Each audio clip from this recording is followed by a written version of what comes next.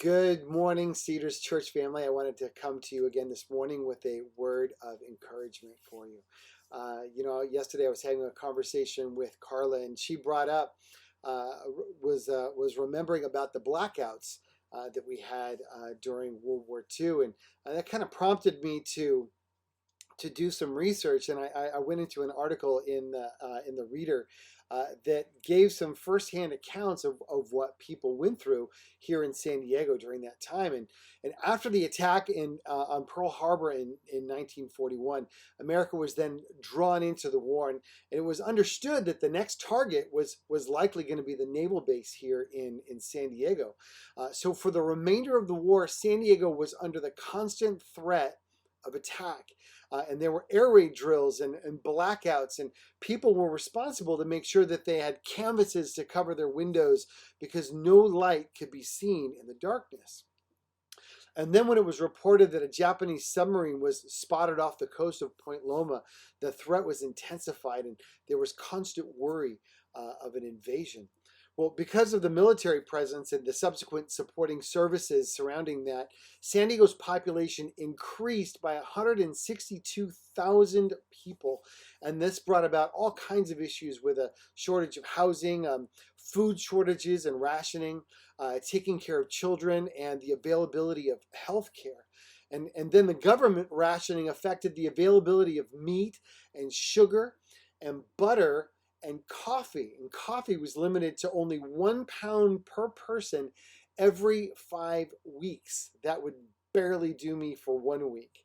And so we've been here before. There was a threat to our livelihood, but most people would only be touched by the threat through our need to make sure that the threat didn't actually reach its target. And so most of us won't actually be directly affected by the coronavirus, but all of us are being affected indirectly. And we're once again finding ourselves in blackout and rationing mode.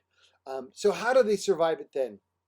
Well, most people would say that it was a combination of drive and grit and good old American patriotism. But Paul writes to us a better way in Romans chapter 12, beginning in verse 12. He writes this. He says, "Be joyful in hope, patient in affliction, and faithful in prayer. And share with the Lord's people who are in need, and practice hospitality."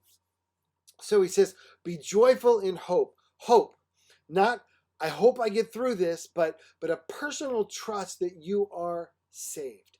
That no matter how hard it gets, our goal is a secure eternal life with God. We have hope in that eternal life. He says, patient in affliction. We're on day 7, and it feels like day 85. We don't know how long this is going to last, and we can ask God for patience, but patience only comes through affliction. There's only growth when we have trial. Patience comes through trusting in God and knowing that He's using our affliction to grow us and to mature us, and then by remembering that He's brought us through our previous struggles. He says, faithful in prayer. So many times we say, we need to pray about this, but then the feeling seems to be, oh no, it's come to that. Well, how can we know God if we don't talk to God? And how can we trust Him if we don't share our personal needs with Him? How do we find humility if we don't lift up the needs of others in spite of our own needs? And how do we then put this into practice? He says, share with the Lord's people who are in need and practice hospitality. Jesus admonished us. He said, love one another. As I have loved you, in the same way, love one another. And by this, everyone will know that you are my disciples if you love one another. So I encourage you, love one another. Find a need and meet it. Let people know by your actions, by your hope, by your patience, and by your prayer, and by your love, that you are a follower of Jesus. God bless you guys. Have a great day, and remember, you are loved.